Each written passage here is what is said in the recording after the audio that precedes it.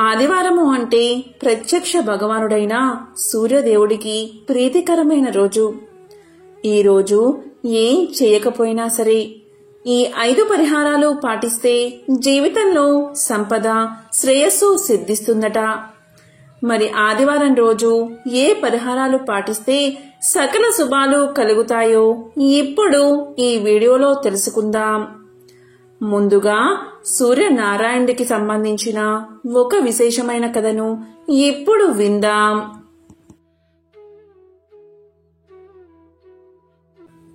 ఈ కథ బ్రహ్మ వైవత్ర పురాణంలోనిది. ప్రత్యక్ష దైవమైన సూర్యుడు సమస్త మానవాళికి జీవాలను కల్పిస్తున్నాడు. ఆ భగవానుడి వల్ల మానవులే కాదు దేవతలు మేలు పొందారని పురాణాలు చెబుతున్నాయి. సూర్యుడు క్రియాశక్తి ప్రవృత్తి కిరణాలతో దేవతలను, పితృదేవతలను, మనుషుల్ని తృప్తిపరుస్తూ ఉంటాడు. కశ్య ప్రజాపతి, అదితి దంపతుల ముద్దుల కుమారుడే సూర్యుడు. ఆ సమయానికి రాక్షసుల ఆగడాలు హెచ్చు పెరిగాయి. అసురుల ఆట కట్టించగల అపార శక్తిమంతుణ్ణి బిడ్డగా ప్రసాదించమని అదితి సౌరశక్తిని ప్రార్థించింది. విశ్వమంతా విస్తరించిన తేజస్సునే సంక్షిప్తకరించి ఆ తల్లి కడుపున నిక్షిప్తం చేసిందా దివ్యకాంతి. పుట్టబోయే కొడుకు కోసం వ్రతాలు, ఉపవాసాలు చేస్తున్న అదితిని చూసి కశ్యపుడు ఎగతాళి చేశాడు. బిడ్డని ఆకలితో చంపేస్తావా అని అరిచాడు. ఆ మాటకు తల్లి మనసు గాయపడింది. నిరసనగా తన గర్భాండాన్ని త్యంజించింది. ఆమె కడుపులో నుంచి నేలమీద పడగానే 1,00,000 అగ్నిగోళాల్లా బగబగా మండిందా అండం. ఆ వేడికి సృష్టి అతలాకుతలమయ్యింది. అదితి కశ్యపుల ప్రార్థన తర్వాత ఆ అండం పగిలి అందులోంచి అందమైన పసివాడు బయటకొచ్చాడు. ఆ బాలుడే బాణుడు. ఆ రోజే 7 గుర్రాల రథాన్ని అధిరోహించి వెలుగుల దేవుడిగా బాధ్యతలు స్వీకరించాడు అని మత్స్య పురాణం తెలియచేస్తుంది. తల్లి కోరిక మేరకు దేవతల శత్రువులైన రాక్షసుల్ని ఓడించినందువల్ల ఆదిత్యుడు అని పిలువబడ్డాడు. సూర్యుడు ఎరుపు వర్ణం కలవాడు. ఆయన రథమునందు ఒకే చక్రం ఉంటుంది. దీనిని సంవత్సరము అంటారు. ఈ రథం 12 మాసాలు, 6 ఋతువులు, 4 మాసాల చొప్పున 3 నాభులు ఉంటాయి. ఇదే కాలచక్రం అని కూడా అంటారు. కాబట్టి సూర్య భగవానుడు 12 మాసాలలో 12 పేర్లతో ఆరాధించబడతాడు. విశ్వకర్మ తన నైపుణ్యాన్నంతా గుదిగుచ్చి అగ్నిగోళం లాంటి సూర్యబింబాన్ని అరగదీసి కరగదీసి తాప తీవ్రతను తగ్గించాడు. ఆ అరుగుదల్లో పుట్టిన రేణువుల నుంచి విష్ణువుకు చక్రాన్ని, శివుడికి శూలాన్ని తయారు చేసిచ్చాడని పురాణ కథనం. ఖగోళ శాస్త్రం ప్రకారం సూర్యుడి వయస్సు 460 కోట్ల సంవత్సరాలు. దాదాపుగా సృష్టి వయసు కూడా అదే. సూర్య భగవానుడి రూపాలను 12గా, వారిని 12 ఆదిత్యులుగా ఆయా మాసాలలో ఆ రూపాల్లో పూజిస్తూ ఉంటారు. వాటిలో భాగంగానే కశ్య ప్రజాపతి కుమారుడు సూర్యుడని, వారిలో ఇక్ష్వాకుడు రాజైన కారణంగా ఇక్ష్వాకు వంశంలో రాజులందరినీ సూర్యవంశరాజులు అంటారని చెబుతూ ఉంటారు. సూర్యుడు వేసే ప్రతి అడుగు వేగానికి, కాలగమనానికి కొలబద్ద. మనం లెక్కించే సెకన్లు, నిమిషాలు, గంటలు, రోజులు, వారాలు, నెలలు, సంవత్సరాలకు ఆధారం సూర్యుడే. కాలమే వేద స్వరూపం అంటుంది వేదం. కాలం కంటికి కనబడదు, దైవమో అంతే. కాని కాలానికి ప్రామాణికమైన సూర్యుడు మనకు కనిపిస్తాడు. అందుకే ఆయన్ని ప్రత్యక్ష దైవంలా కొలచి ఆది నారాయణుడిగా ఆరాధిస్తాం. భౌతిక, వైజ్ఞానిక దృష్టితో పరిశీలిస్తే సృష్టి, స్థితి, లయకారకుడు సూర్యుడు మాత్రమే. ఆయన వల్లే సమస్త ప్రకృతి చైతన్యమవుతుంది. సూర్యుడికి ఎంతో ప్రీతికరమైనది ఆదివార వ్రతం. సూర్యుడు అనంతమైన కిరణాలు కలవాడు, జగత్తుకు వెలుగు ప్రసాదించేవాడు, జ్యోతి స్వరూపుడు, దినరాత్రాలు ఏర్పరిచినవాడు. ఆయురారోగ్యాలు ప్రసాదించేవాడు, శుభాలను కలిగించేవాడు, ముల్లోకాలకు చూడామణి, దినాలకు మణి వంటివాడు. అతని పేరు మీద ఏర్పడిన రోజే ఆదివారం. ఆదివార వ్రతం చేయడం వల్ల అనంతమైన లాభాలు కలుగుతాయి. మరి దానికి సంబంధించిన పురాణ కథను ఇప్పుడు విందాం. పూర్వం ఉజ్జయిని నగరంలో ఒక అవ్వ ఉండేది. ఆమెకు ఎవరూ లేరు. దైవభక్తి పరారురాలు. తెల్లవారుజామునే లేచి ఆవు పేడతో నీళ్లు చల్లి బియ్యపు పిండితో ముగ్గులు వేసేది. స్నానం చేసి శుచిగా దేవుణ్ణి పూజించేది. అంతవరకు మంచినీళ్లు కూడా ముట్టేది కాదు. అవ్వ వద్ద ఆవు లేకపోవడం వల్ల పొరుగింటి వారి నుంచి గోమయం తెచ్చుకునేది. అవ్వ ఏ రోగాలు లేకుండా ఆరోగ్యంగానూ సంతోషంగానూ ఉండడం చూసి పొరుగామె ఎంతో ఈర్ష్యపడేది. నా ఆవు పేడ వల్లనే కదా ఈ అవ్వ ఇల్లు అలుకుతున్నది, సుఖంగా ఉంది. నేను పేడ ఇవ్వకపోతే అవ్వకు సుఖ సంతోషాలు ఉండవు అనుకుని పేడ ఇవ్వలేదు. ఇల్లు అలకని కారణంగా అవ్వ ఆ రోజు తిండి తినలేదు. కాకతాళీయంగా ఆ రోజు మాగపు ఆదివారం. నీరసంగా దినమంతా పస్తూ ఉండి నిద్రపోలేకపోయింది. రాత్రల్లా ఒకే ఆలోచన, రేపు పేడ దొరక్కపోతే ఉపవాసం ఉండాలి అనుకుంది. కరుణామయుడైన ఆ సూర్య భగవానుడు ఈ చిన్నపాటి కోరిక తీర్చడా అనుకుంది. కోడి కూతతో పక్క మీద నుంచి దిగి వీధి గుమ్మం వద్దకు వచ్చింది. ఆమె ఆనందానికి హద్దులు లేవు. ఎందుకు అంటే గుమ్మం ముందు ధవల వర్ణంతో మెరిసిపోతున్న ఆవు కట్టి ఉంది. అవ్వను చూడగానే పేడ వేసింది ఆ ఆవు. అప్పుడే భాస్కరుడి కిరణాలు నేలమీద పడుతున్నాయి.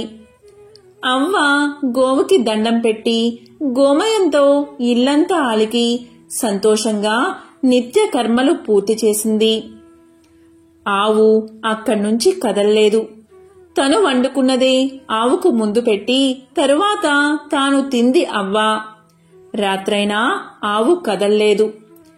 దేవుడే తనకిచ్చాడని అనుకుంది అవ్వ. అలా అనుకుని ఆవుని ఇంట్లో కట్టుకుంది. రోజూ ఆవుకు మేత పెడుతుంది. పొరిగింటామె ఈ ఆవు అవ్వకు ఎవరిచ్చారు అని అనుకుంది. బహుశా దొంగలించిందేమో అనే అనుమానంతో గ్రామాధికారికి ఫిర్యాదు చేసింది పొరిగింటావిడ. దాంతో గ్రామాధికారి మనుషులు వచ్చి నువ్వు దొంగవు, నేరం చేశావు అని నేరాన్ని మోపి ఆవును తోలికెళ్లిపోయారు. ఆ రాత్రి ఆమె దేవుణ్ణి తలుచుకుంటూనే గడిపింది. అదే రాత్రి సూర్య భగవానుడు గ్రామాధికారికి కల్లో కనిపించి ఆ అవ్వ దొంగ కాదు, ఆవును నేనే ఇచ్చాను. తెల్లవారక మునిపే ఆవును తిరిగి ఆమెకిచ్చి పరిహారంగా 10 రూకలు ఇవ్వి అన్నాడు. కోడి కూతతో లేచి ఈ రోజైనా పొరుగామి పేడ ఇస్తుందా లేదా అన్న సందేహంతో వీధిలోకి వచ్చింది అవ్వ. గ్రామాధికారి మనిషి ఆవును అవ్వకు అప్పగించి ఇలా పలికాడు. అవ్వా, ఈ ఆవు నీదే. నష్టపరిహారంగా మా యజమాని 10 రూకలిచ్చాడు, తీసుకో అన్నాడు. దీంతో అవ్వ ఎంతగానో సంతోషించింది. ఆ సూర్య భగవానుణ్ణి వేవేల స్తుతించింది. అబద్ధం చెప్పినా పొరుగింటామెకు శిక్ష పడింది. ఆనాటి నుండి ఆ గ్రామవాసులు ఆదివార వ్రతాన్ని చేయడం మొదలుపెట్టారు. ఆదివారం ఈ వ్రతాన్ని ఆచరించడం వల్ల జన్మ జన్మల సంచిత పాపం నశించి అనంత పుణ్యం లభిస్తుంది. అంతేకాదు, రోగ భయాలు ఉండవు. సిరి సంపదలతో ఇల్లు కలకలలాడుతుంది. ప్రతి ఆదివారం ఏమీ చేయకపోయినా సరే ఆదిత్య హృదయాన్ని పఠించండి. ఆదిత్య హృదయం పరమ పవిత్రం. ఒక స్తోత్రరాజం వంటి మహామంత్రం. పాపాలను శాపాలను పోగొట్టి కష్టాలను తీర్చి ఆయుష్ను పెంచి అక్షర సాధనమే ఆదిత్య హృదయం. ఈ అమోఘమైన స్తోత్రరాజాన్ని శ్రీరామచంద్రుడికి అగస్త్య మహర్షి మంత్రాల వంటి మాటల్లో వివరించాడు. ఆరోగ్య భాగ్యమును సకల సంపదలను ప్రసాదించేవాడిగా ప్రత్యక్ష దైవంగా సూర్య భగవానుడి పేరు ప్రఖ్యాతి కాంచాడు. ఆదిత్య హృదయం మహాపవిత్రమైనది. దీనిని భక్తి శ్రద్ధలతో ఎల్లవెల్లలా పారాయణం చేస్తే ఇహలోకాన అన్ని రకాల సంపదలు, పరమున పుణ్యలోకాన్ని పొందుతారు. నిత్యం పారాయణం చేయలేకపోతే ఆదివారం పఠించినా చాలు. ఇలా చేస్తే న్యాయ వివాదాల్లో చిక్కుకుని కోర్టుల చుట్టూ తిరుగుతూ సతమతమయ్యేవారు దీన్ని పారాయణ చేస్తే దాని నుండి విముక్తి పొందుతారు. దరిద్రంతో బాధపడుతున్నవారు అనునిత్యం పారాయణం చేస్తే సకల అష్టైశ్వర్య సంపదలను పొందుతారు. అనారోగ్య రుగ్మలతో బాధపడుతున్నవారు ఆదిత్య హృదయాన్ని పఠిస్తే రోగాలు మాయమవుతాయి. నిరుద్యోగులు పారాయణ చేస్తే మంచి ఉద్యోగం లభిస్తుంది. విద్యార్థులు పారాయణం చేస్తే పరీక్షల్లో మంచి మార్కులతో ఉత్తీర్ణులవుతారు. ఆదిత్య హృదయం రామ రావణ సంగ్రామంలో వెలువడింది. రామరావణ యుద్ధం జరుగుతుంది. గొప్ప తపశక్తితో పరమశివుడి అనుగ్రహం పొందిన రావణుడు ధైర్యంగా శ్రీరాముణ్ణి ఎదుర్కొంటున్నాడు. రావణుణ్ణి ఎలా సంహరించడమా అని శ్రీరాముడు తీవ్రంగా ఆలోచిస్తున్నాడు. అమోఘమైన తపశ్శక్తి కలిగిన రావణాసురుణ్ణి వధించడానికి శ్రీరామునికి సఖ్యం కాలేదు. రావణుడు చావు లేకుండానట్లు అనేక వరాలు పొందడం వల్ల శ్రీరామునికి రావణాసుర వధ వీలు కాలేదు. శ్రీరాముడు ఎన్ని అస్త్రశస్త్రాలు ప్రయోగించినా రావణుడు చావలేదు. దీనితో శ్రీరాముడు ఎంతో బాధపడ్డాడు. ఈ యుద్ధాన్ని అంతరిక్షం నుంచి దేవతలు, గంధర్వులు, మహర్షులు మొదలైన వారంతా తిలకిస్తున్నారు. వారిలో అగస్త్య మహర్షి కూడా ఉన్నాడు. రావణుడి యుద్ధ తీవ్రత చూసి దిగులుతో ఉన్న శ్రీరాముడి సమీపానికి అగస్త్యుడు వచ్చి అతడి దైవత్వాన్ని గుర్తుచేసి ఆదిత్య హృదయ మంత్రాన్ని బోధించాడు. రామ రావణ యుద్ధాన్ని చూడడానికై దేవతలతో కలిసి అగస్త్య మహాముని శ్రీరాముణ్ణి చేరుకుని ఇలా పలికాడు. ఓ రామా, నీకు మహాపవిత్రమైన రహస్యాన్ని చెప్తాను. శ్రద్ధగా విను. దీనివల్ల నీవు యుద్ధంలో రావణుణ్ణి సులభంగా జయిస్తావు. మహాపుణ్యప్రదం, జయప్రదం, మంగళకరం, శుభకరం, సమస్త పాపాలను నశింపచేసేది, దీర్ఘ ఆయుష్ను కలగజేసేది అయిన ఆదిత్య హృదయాన్ని నీకు ఉపదేశిస్తాను. దీనిని నీవు భక్తి శ్రద్ధలతో పఠిస్తే యుద్ధంలో సులభంగా విజయాన్ని సాధిస్తావు అని చెప్పి మంత్రాన్ని ఉపదేశించాడు. బ్రహ్మ మొదలైన సమస్త దేవతలు అనగా బ్రహ్మ, విష్ణువు, శివుడు, కుమారస్వామి, 9 ప్రజాపతులు, దేవేంద్రుడు, కుబేరుడు, మృత్యువు, యముడు, చంద్రుడు, సముద్రుడు అను వీరందరూ ఇతనే. పితృదేవతలు, అష్టవసువులు, సాధ్యులు, అశ్విని దేవతలు, మరుత్తులు, మనువు, వాయువు, అగ్ని మొదలగు వారిలో సూర్యుడే అంతర్యామి అయి ఉన్నాడు. బంగారు రూపం గల అందం, గర్భమందు కలవాడు, బంగారంతో సమానమైన అంతఃకరణ కలవాడును, చల్లని వాడవును, శత్రు సంతానములను పోగొట్టు వాడును, లోకమునకు వెలుతురు కలగజేయవాడువును, అదితి యొక్క కుమారుడవును, మంచును పోగొట్టు వాడవును అయినా నీకు భక్తితో నమస్కరించి స్తోత్రాన్ని చేస్తున్నాను. ఋగ్వేదం, యజుర్వేదం, సామవేదం, అథర్వణ వేదం అనే 4 వేదాల యొక్క సారం అయిన వాడవు. సమస్త వేదాలు నీవే అయిన వాడవు.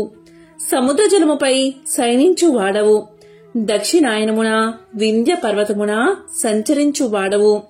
అయినా నిన్ను భక్తి శ్రద్ధలతో సేవించుచున్నాను అని శ్రీరాముడు పలికాడు. సమస్త నక్షత్రాలకి, గ్రహాలకి అధిపతివైన వాడవును, లోకానికి ఆధారభూతుడవును, స్వర్గం, చంద్రుడు, సూర్యుడు, నక్షత్రాలతో ఉండు ఆకాశం, దిక్కులు, భూమి, సముద్రం అన్నీ నీ వీర్యముచే నిలిచి ఉన్నాయి. ఇంద్రుడు, దాత, భృగుడు, పూషుడు, మిత్రుడు, వరుణుడు, ఆర్యముడు, అర్చిస్సు, వివస్వంతుడు, త్వష్ట, సవిత, విష్ణువు అనే పేరుగల 12 ఆదిత్యులలో అంతర్యామి అయిన నీకు భక్తితో నమస్కారం చేస్తున్నాను. ఈ విధంగా శ్రీరాముడు ఆదిత్య హృదయాన్ని 3 సార్లు పఠించగా ఆ పరమాత్ముడు ఆనందించిన వాడై దేవతలతో కలిసి వచ్చి ఆదిత్యుడు పులకాంకిత శరీరుడై శ్రీరాముణ్ణి చూసి ఇలా పలికాడు: ఓ రామా, రావణుడకు అంత్యకాలం సంప్రాప్తించింది. ఆలస్యం చేయకుండా త్వరపడు అని ఆశీర్వదించాడు. త్వర అనే మాట ఆదిత్యుని నోట వెలువడిన వెంటనే రావణ సంహారం జరిగి లోక కళ్యాణం జరిగింది. బయటి శత్రువునే కాక అంతఃశత్రువులను కూడా అవలీలగా జయించేందుకు ఆదిత్య హృదయం అమోఘమైన అక్షర సాధనమని ఉపదేశించాడు. తాను వెలుగుతూ ప్రపంచానికి వెలుగును ప్రసాదించే భాస్కరుణ్ణి నమ్ముకుంటే ఏమీ లోటు ఉండదు అన్నాడు. సూర్యుడికి గల విశేషనామాలు ఆదిత్య హృదయంలో ప్రస్తావించబడ్డాయి. గంగానది విష్ణు పాదాల నుంచి పుట్టింది. యమున సూర్యుడికి, సంధ్యాదేవికి జన్మించింది. అటువంటి నదుల సంగమ స్థానం చాలా పవిత్రమైనది. గంగానదిని స్మరించినంత మాత్రం చేతనే సర్వ బాధలు తొలగిపోతాయి, సమస్త పాపాలు నశిస్తాయి. గంగానదీ తీరంలో ప్రయాగ అనే పవిత్ర తీర్థముంది. బ్రహ్మదేవుడు ఇక్కడ యజ్ఞం చేశాడు. ఇక్కడ అన్ని తీర్థాల్లోనూ స్నానం చెయ్యవచ్చు. ఆ పుణ్య గంగానదిలోని నీటి బిందువులని స్పృశించినంత మాత్రం చేతనే సమస్త పాపాలు తొలగి మహాపుణ్యం కలుగుతుంది. ఈ విధంగా నారద మహర్షి గంగ గురించి తెలియచేస్తూ గంగా నదీ స్నానం వల్ల సకల పాపాలు తొలగిపోతాయని చెప్తూ ఇంకా ఇలా తెలియచేశాడు. సూర్యవంశంలో పురూరవుడు అనే రాజు ఉండేవాడు. అతని కుమారుడు బాహు. తండ్రి మరణం తర్వాత బాహు రాజయ్యాడు. అతను ధర్మాత్ముడు. ప్రజల్ని చక్కగా పరిపాలించేవాడు. ప్రజల్ని కన్న బిడ్డల్లా చూసుకునేవాడు. బ్రాహ్మణ, క్షత్రియ, వైశ్య, శూద్ర అనే 4 వర్ణాలు ఉంటాయి. వారు ఎవరి విద్యుత్ కర్మలను వారు అనుసరించాలి, లేకపోతే పూర్తిగా నాశనం అవుతారు. బాహు పరిపాలనలో వర్ణాశ్రమ ధర్మాలు సక్రమంగా కొనసాగేవి. భూమి మీద ఉన్న అన్ని ద్వీపాలలో బాహు అశ్వమేధ యాగాన్ని చేశాడు. బాహు ఎంతో తెలివైనవాడు. శత్రువులందరినీ జయించాడు. బాహు పరిపాలనలో అందరూ సుఖశాంతులతో ఉండేవారు. వర్షాలు సక్రమంగా పడి పంటలు బాగా పండేవి. ఇలా ఆ రాజు 90,000 సంవత్సరాలు రాజ్యాన్ని పరిపాలించాడు. ఇలా ఉండడం వల్ల బాహుకు అహంకారం పెరిగిపోయింది. అతను ఇలా అనుకున్నాడు: నేను ఈ ప్రపంచాన్ని పాలిస్తున్నాను. నేను ఎన్నో యజ్ఞాలు చేశాను. నేను ఎంతో శక్తివంతుణ్ణి. నన్ను కాక ప్రజలందరూ ఎందుకు దేవుణ్ణి పూజిస్తున్నారు? నేను అన్ని శాస్త్రాలు చదివిన పండితుణ్ణి కదా, నాకంటే ఎవరు గొప్పవారు అనుకున్నాడు. ఇటువంటి అహంకారం నుండి మిగిలిన ఇతర దుష్ట భావాలు వచ్చాయి. యవ్వనం, ఐశ్వర్యం, అధికారం, ముందుచూపు లేకపోవడం మొదలైనవి దుఃఖానికి దారితీస్తాయి. అన్ని దుర్గుణాలు బాహుకు వచ్చేశాయి. అతనిలో అసూయ, ద్వేషాలు కూడా చేరినందువల్ల శత్రువులు ఎక్కువయ్యారు. అధర్మవర్ధనుడు అయినందువల్ల విష్ణువు, లక్ష్మీదేవి అతన్ని విడిచిపెట్టారు. బాహు 1 నెల యుద్ధం చేసి హైహయులు తాళజంగుల చేతిలో ఓడిపోయాడు. వారు రాజ్యాన్ని ఆక్రమించుకుని బాహును వెళ్లగొట్టారు. బాహు యొక్క భార్య యాదవి. అప్పటికి నిండు చూలాలు. బాహు యొక్క శత్రువులు అతన్ని వెళ్లగొట్టడంతో సంతృప్తి పడలేదు. బాహు కుమారుడు జన్మించాక తమ మీద పగ తీర్చుకుంటాడేమో అని భయపడ్డారు. అందువల్ల యాదవికి విషాన్ని ఇచ్చారు. అప్పటికి తాను చేసిన పాపాలకు బాహుకి పశ్చాత్తాపం కలిగింది. అతను భార్యతో కలిసి ఔరముని ఆశ్రమానికి బయలుదేరాడు. ఆ ఆశ్రమం చాలా దూరం ఉండడం వల్ల అతనికి ఆకలి, దప్పిక కలిగాయి. అక్కడ అంటే వెళ్లే దారిలో ఒక చెరువు కనిపించింది. దానిలో వారు నీరు తాగి చెట్టు కింద విశ్రాంతి తీసుకున్నారు. ఆ చెట్టు మీద చాలా పక్షులు ఉన్నాయి. దాక్కోండి అందరూ, బాహు ఇక్కడికి వచ్చాడు, అతన్ని చూడకండి అని పక్షులు అనుకుంటూ ఉన్నాయి. బాహు ఆ మాటలు విన్నాడు. ప్రజలు కూడా తన గురించి విమర్శిస్తున్నారు అని అనుకున్నాడు. రాజ్యం పోయినందుకు అతని సామంతులు కూడా బాధపడలేదు. వీటిని తలుచుకుని బాహుకి జీవించాలి అనే కోరిక నశించింది. అతను వృద్ధుడు అయ్యాడు. ఆరోగ్యం కూడా క్షీణించిపోయింది. అతను మరణించాడు. అతని భార్య సహగమనం చెయ్యాలి అనుకుంది. కాని ఔరవుడు ఆమెను వారించాడు. ఔరవ మహర్షి ఇలా పలికాడు, అమ్మా, నీవు నిండు గర్భిణివి. సహగమనం చేస్తే నీవు హత్య చేసినట్లు. నీవు అలాంటి పని మాత్రం చెయ్యవద్దు. నేను దీనిని ఏమాత్రం సహించను. నీవు ఒక శక్తివంతుడైన రాజుకి జన్మను ఇవ్వబోతున్నావు అన్నాడు. దానికి ఆమె అంగీకరించి భర్తకు అంత్యక్రియలు చేసి ఔరవముని ఆశ్రమానికి వెళ్ళింది. ఔరవుని ఆశ్రమంలో యాదవి ఒక కుమారుణ్ణి కన్నది. శత్రువులు ఆమెకు ఇచ్చిన విషం ప్రసవ సమయంలో బయటకు వచ్చేసింది. తల్లిని బిడ్డను ఆ విషం ఏమీ చెయ్యలేదు. గర అంటే విషమని అర్థం, సా అంటే కూడా అని అర్థం. కాబట్టి ఆమె కుమారుడికి సగరుడు అనే పేరు పెట్టింది. ఔరవుడు సగరుడికి అన్ని శాస్త్రాలు నేర్పించాడు. క్షత్రియ ధర్మాలను తెలియచేశాడు. అతను పెద్దవాడిన తర్వాత యుద్ధక నేర్పించాడు. సగరుడు న్యాయవంతుడు, ధైర్యవంతుడు అయ్యాడు. తరువాత సగరుడు తల్లిని ఇలా అడిగాడు, నా తండ్రి ఎక్కడున్నారు? అసలు నా తండ్రి ఎవరు? తండ్రి లేని జన్మ ఎందుకు? దయచేసి నా తండ్రి ఎవరో చెప్పు అని తల్లిని అడిగాడు. అంతవరకు యాదవి సగరుడికి తండ్రి గురించి చెప్పలేదు. ఇప్పుడు చెప్పలేక తప్పలేదు. నీ తండ్రిని శత్రువులు తరిమేశారు నాయనా అని చెప్పింది. ఆ విషయం విని సగరుడు శత్రువుల మీద పగ తీర్చుకోవాలి అనుకున్నాడు. తల్లి ఆశీర్వాదాన్ని, ఔరవుని దీవెల్లో తీసుకుని సగరుడు బయలుదేరాడు. వశిష్ఠుడు బాహు యొక్క గురువు కాబట్టి సగరునికి కూడా గురువే. సగరుడు వశిష్ఠుని వద్దకు పోయి అతని ఆశీర్వాదాన్ని తీసుకున్నాడు.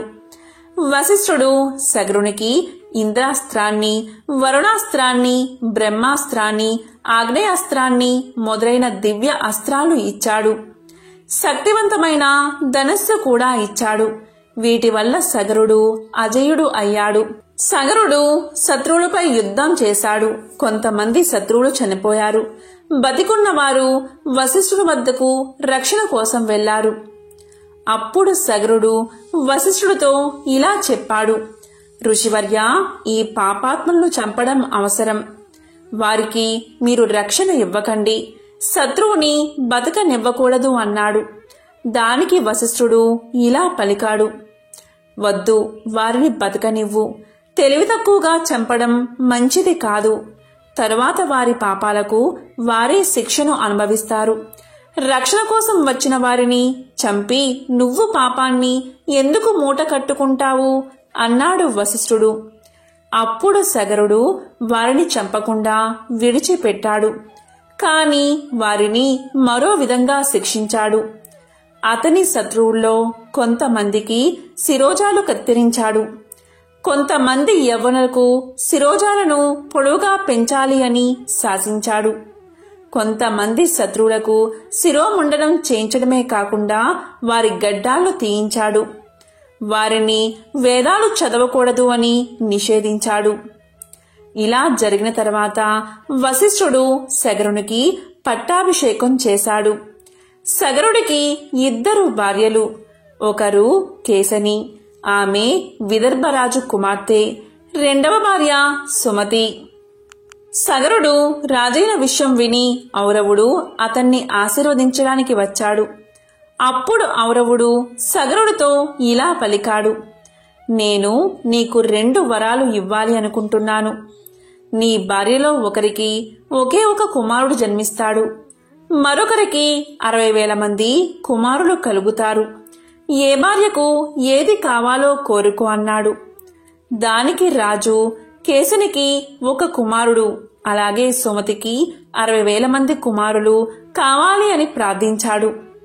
ఆ విధంగానే కేశనికి ఒక కుమారుడు పుట్టాడు.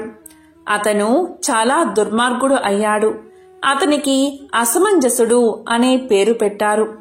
సుమతికి 60,000 మంది పుత్రులు కలిగారు.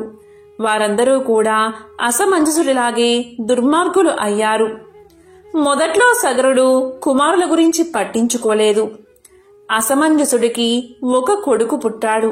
అతని పేరు అంశుమంతుడు. అంశుమంతుడు తండ్రిలా దుర్మార్గుడు కాదు, ధర్మ బుద్ధి కలవాడు. సగరపుత్రులు 60,000 మంది చాలా దుర్మార్గంగా ప్రవర్తించసాగారు. యాగాలను ధ్వంసం చేసేవారు, సాధువుల్ని హింసించేవారు, దేవతలకు ఇచ్చే నైవేద్యాలను తీసుకునేవారు, అప్సరసలను ఎత్తుకుని పోయేవారు, పారిజాత పుష్పాలను దొంగలించేవారు. ఇదంతా చూసిన ఇంద్రాది దేవతలు వారిని ఎలాగైనా నాశనం చెయ్యాలి అనుకున్నారు. వారందరూ కలిసి కపిలుడు అనే ముని ఆశ్రమానికి చేరుకున్నారు. కపిలుడు విష్ణు భక్తుడు. విష్ణువంతా శక్తివంతమైన వాడు. పాతాళ లోకంలో అతని ఆశ్రమం ఉంది. వారందరూ కపిలముని వద్దకు వచ్చారు. వారు ఇలా పలికారు: ఓ మహర్షి, సగరపుత్రుల నుండి లోకాన్ని కాపాడండి అని వేడుకున్నారు. దానికి ఆ మహర్షి ఇలా సమాధానం చెప్పాడు: భయపడకండి దేవతలారా, ఇతరులను బాధించేవాళ్లు ఎంతటి పాపాత్ములైనా శిక్షను అనుభవిస్తారు. మీరు నిశ్చింతగా స్వర్గానికి వెళ్ళండి అన్నాడు. ఇంతలో సగరుడు అశ్వమేధ యాగాన్ని ప్రారంభించాడు. వశిష్ఠుడు మొదలైన ఋషులు పురోహితులుగా నిర్వహించారు. అశ్వాన్ని వదిలిపెట్టారు. ఇంద్రుడు ఆ అశ్వాన్ని దొంగలించి పాతాళ లోకంలో ఉన్న కపిలుడి ఆశ్రమంలో వదిలిపెట్టాడు. సగరపుత్రులు అశ్వం కోసం అన్ని చోట్ల వెతికారు. కాని ఎక్కడా ఆ అశ్వం కనబడలేదు. చివరకు అది పాతాళ లోకంలో ఉన్నట్లుగా తెలిసి అక్కడికి చేరుకున్నారు. అక్కడ కపిలముని ఆశ్రమం వద్ద అశ్వాన్ని చూశారు. కపిలుడు తపస్సు చేసుకుంటూ ఉన్నాడు. వారు రావడం కపిలుడు గమనించలేదు. కపిలుడే అశ్వాన్ని దొంగలించాడు అని అందరూ అనుకున్నారు. కపిలుణ్ణి మందలించాలి అనుకున్నారు. ఆ దొంగని బంధించండి, అతన్ని చంపండి, చూడండి ఎలా ధ్యానం చేసుకుంటూ కూర్చున్నాడో. దుర్మార్గుల అందరూ ఇలాగే నటిస్తారు అని పలికారు సగర కుమారులు. కపిలుణ్ణి బంధించారు. కాని కపిలుడు ధ్యాన ముద్రలోనే ఉన్నాడు. తరువాత వారు కపిలుణ్ణి తన్ని ఈడ్చుకుపోసాగారు. అప్పుడు కపిలుడు ధ్యానాన్ని వీడి వారి వైపు తీక్షణంగా చూశాడు. అంతే, అందరూ అక్కడికక్కడే క్షణకాలంలోనే భస్మం అయిపోయారు. ఆ కపిలుడి కోపానికి చుట్టుపక్కల ఉండే పాములన్నీ ఆ వేడికి తట్టుకోలేక సముద్రంలోకి పారిపోయాయి. ఈ విషయాన్ని నారద మహర్షి సగరుడికి జారవేశాడు. కాని సగరుడు కొంచెం కూడా బాధపడలేదు. దుర్మార్గులైన తన కొడుకులు చనిపోయారని సంతోషించాడు. కాని అశ్వమేధ యాగం పూర్తి కావాలి అంటే గుర్రాన్ని తీసుకురావాలి. పైగా పుత్రులు లేనివారు యజ్ఞాన్ని చేయకూడదు. సగరుడు అంశుమంతుణ్ణి దత్తత తీసుకున్నాడు. గుర్రాన్ని తెమ్మని పంపించాడు. అప్పుడు అంశుమంతుడు కపిలుడి ఆశ్రమానికి వెళ్ళాడు. కపిలుణ్ణి దర్శించి ఆయనతో ఇలా పలికాడు: మహర్షి, మా తండ్రి పినతండ్రులు చేసిన దుశ్చర్యలకు క్షమించండి. మునులు సహజంగానే క్షమాగుణం కలవారు కదా. గంధపు చెక్క సుగంధాన్ని ఏ విధంగా విరజిమ్ముతూ ఉంటుందో, హాని చేసినా క్షమించే గుణం మీ వంటి వారికి ఉంటుంది కదా. దయచేసి వారిని క్షమించండి అని ప్రార్థించాడు. అప్పుడు కపిలుడు ఇలా పలికాడు: నీ మాటలకు ఎంతగానో సంతోషించాను. ఏదైనా వరం కోరుకో అన్నాడు. దానికి అంశుమంతుడు ఇలా పలికాడు: స్వామి, నా తండ్రి పినతండ్రులు ఏ విధంగా స్వర్గానికి వెళ్తారో సెలవివ్వండి. ఇంతకంటే నేను కోరేది ఏమీ లేదు అన్నాడు. అప్పుడు ఆ మహర్షి ఇలా పలికాడు: అంశుమంత నీ మనవడు స్వర్గం నుండి పవిత్రమైన గంగను భూమికి తీసుకువస్తాడు. అప్పుడు నీ తండ్రి పినతండ్రులకు స్వర్గ ప్రాప్తి కలుగుతుంది. వారి పాపాలు క్షమించబడతాయి. నువ్వు ముందుగా గుర్రాన్ని తీసుకుని వెళ్ళు అని దీవించాడు. అంశుమంతుడు జరిగిన విషయాన్ని సగరుడికి తెలియచేశాడు. అంశుమంతుడికి దిలీపుడు అనే కుమారుడు ఉన్నాడు.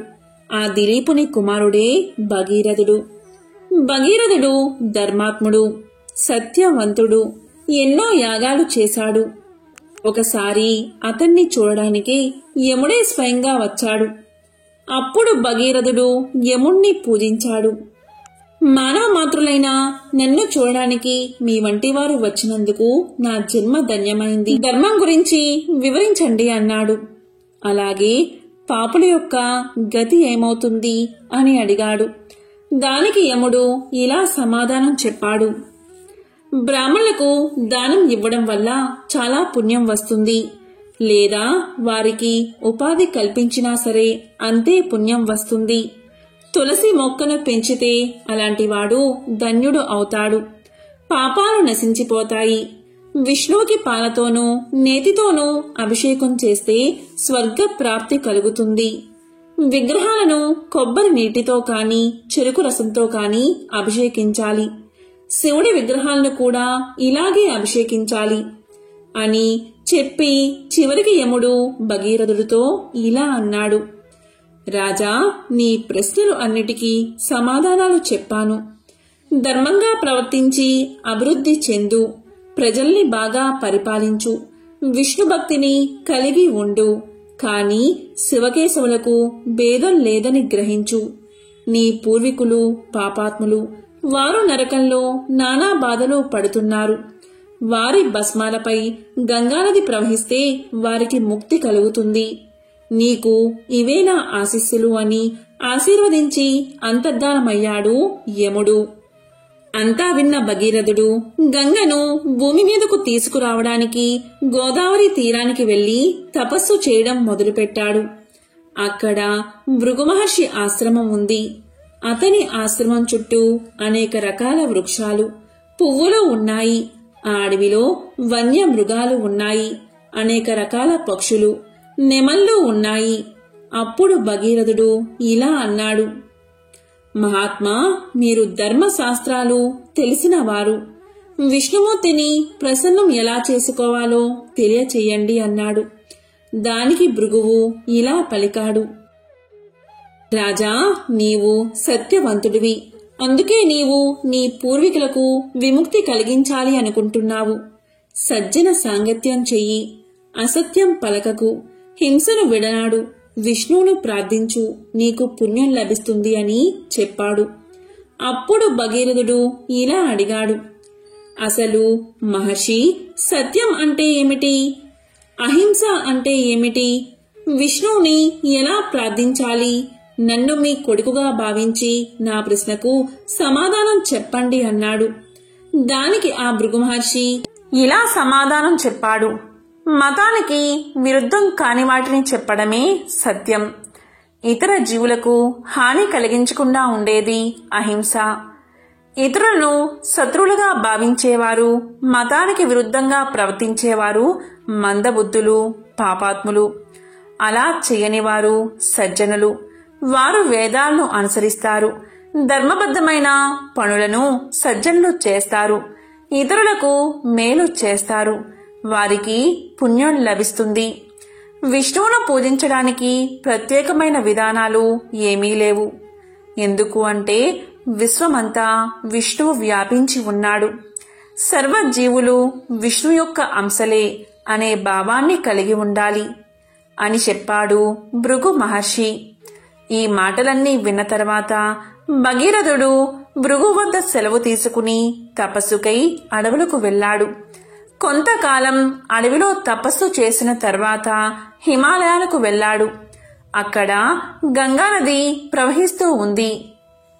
ఆ ప్రదేశంలో భగీరథుడు ఘోరమైన తపస్సు చేశాడు. చాలా కాలం గడిచిపోయింది. ప్రాణాయామం చేస్తూ 60,000 సంవత్సరాలు తపస్సు చేశాడు. భగీరథుని నాసిక రంధ్రాల ద్వారా పొగరావడం ప్రారంభించింది. అప్పుడు దేవతలు భగీరథుడి తపస్సుకి భయకంపితులు అయ్యారు.